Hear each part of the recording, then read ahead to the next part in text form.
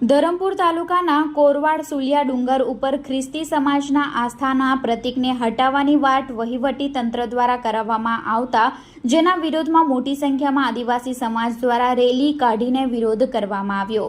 ભારત દેશ બિન સાંપ્રદાયિક દેશ છે, જેમાં તમામને કોઈ પણ ધર્મ પાળવાની છૂટ દેશના બંધારણે અને બંધારણ લખનારા બાબા સાહેબે આપી છે।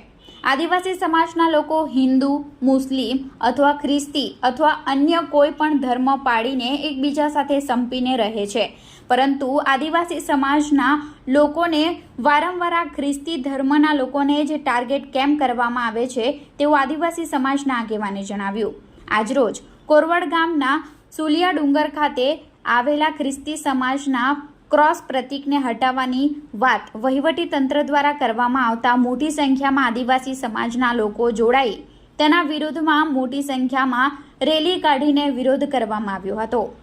કોરવાડ ગામના પ્રથમ નાગરિક અને મોટી સંખ્યામાં ગ્રામજનો સોનગઢ તાલુકા પંચાયતના માજી પ્રમુખ યુસુફ ગામિત, કપરાડા તાલુકાના મનાલા ગામના સરપંચ જયેન્દ્ર ગાવિત, ધરમપુર આદિવાસી સમાજના પ્રમુખ યોગેશભાઈ, માજી નગરપાલિકા કોર્પોરેટર ધીરજ પટેલ, મોહના કાવચાડી ગામના સરપંચ દેવુ મોકાસી, આંબોસી ગામના માજી સરપંચ શોભનાભાઈ, તાલુકા પંચાયતના સભ્ય કાળુભાઈ અને મોટી સંખ્યામાં હક અધિકારની લડાઈ લડતા યોદ્ધાઓ તેમજ ધરમપુર તાલુકા પંચાયત અપક્ષ સદસ્ય કલ્પેશ પટેલ હાજર રહી વિરોધ નોંધાવ્યો હતો।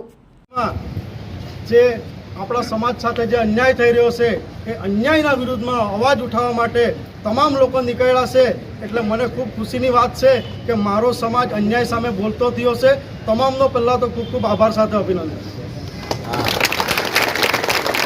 વાત કરે છે એ લોકો ક્રોસ હટાવવાની, કરે છે ને ક્રોસ હટાવવાની, પણ એ ફોરેસ્ટના અધિકારીઓને અહીંયાથી જાહેરમાં કેમ શું આ ક્રોસને હાથ પણ લગાવ્યો ને તો એ હાથ નહીં રહે, વાત યાદ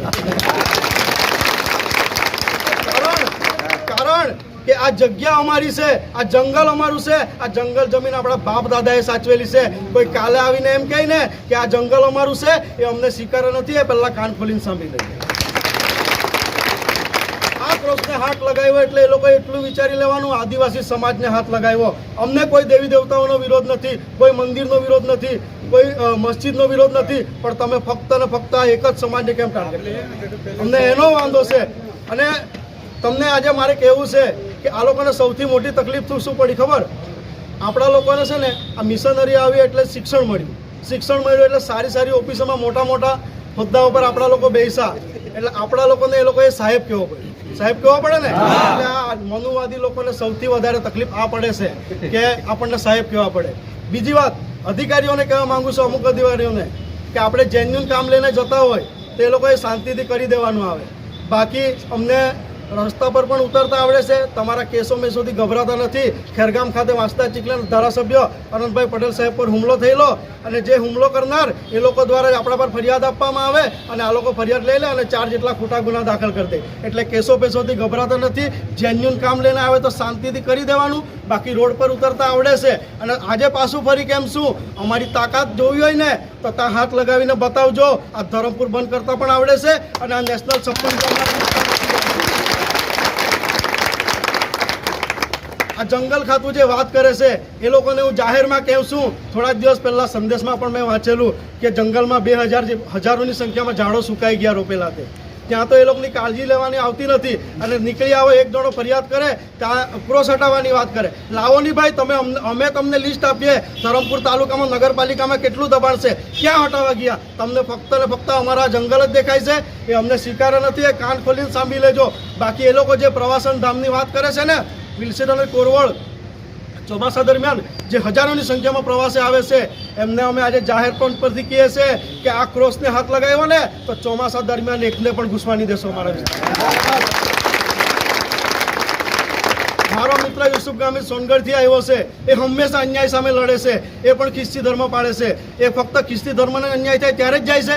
નહીં, એ હિન્દુ ધર્મને અન્યાય થાય તો પણ જાય છે, કોઈ મંદિર તોડવાની વાત કરશે ત્યાં પણ આ જાય છે, અને અમારી આખી ટીમ જાય છે। એટલે અમે અહીંયાથી જાહેર મંચ પરથી કહીએ છીએ। યુસુફ ગામિત મને ગાડીમાં બેઠો હતો ત્યારે કહેતો હતો કે ભાઈ આ અન્યાય સામે લડતા લડતા નફટ નાલાયક લોકોએ આપણી પાસે 14 જેટલા ખોટા ગુના દાખલ કરી દીધા, પણ આપણા લોકોને કહી દેજે 14 નહીં 15 થાય તો બી અન્યાય સામે તાકાતથી લડીશું। સત્તામાં બેઠેલ લોકોના ઈશારે આપણને હેરાન કરવાનું કામ કરે છે. એ અધિકારીઓને કહેવા માંગુ છું, સત્તામાં બેસેલ લોકોને લીધે અમને હેરાન નહીં કરતા. સત્તા કોઈની કાયમ ટકેલી રહેતી નથી. અમે બી સત્તામાં આવીશું, અમારા માણસો બી સત્તામાં આવ્યા ને તે દિવસે તમારો મોર બોલાવી દેવું.